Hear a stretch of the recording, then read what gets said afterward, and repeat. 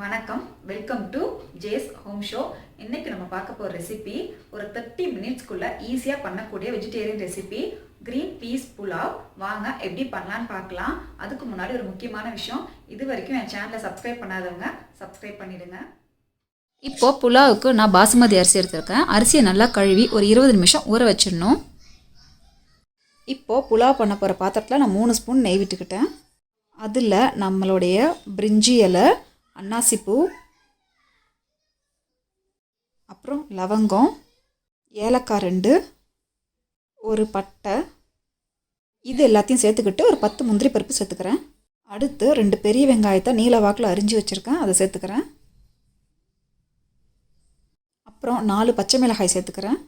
வெங்காயம் கொஞ்சம் வதங்கினதுக்கப்புறமா ஒரு ஸ்பூன் இஞ்சி பூண்டு விழுது சேர்த்துக்கிறேன். இப்போது இஞ்சி பூண்டு பச்சை வாசனை போயிடுச்சு. 1/2 கப் பச்சை பட்டாணி வச்சுருக்கேன், அதை சேர்த்துக்கிறேன். அடுத்து கொஞ்சம் கொத்தமல்லி சேர்த்துக்க போகிறேன்.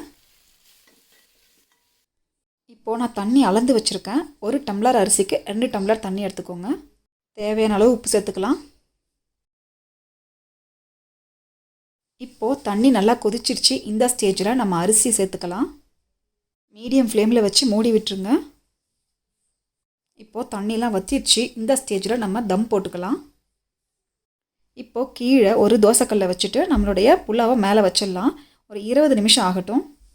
இப்போது 20 நிமிஷம் ஆயிடுச்சு. வாங்க நம்ம திறந்து பார்க்கலாம். பாருங்கள், நம்ம புலாவ் எவ்வளோ சூப்பராக ரெடி ஆயிடுச்சுன்னு.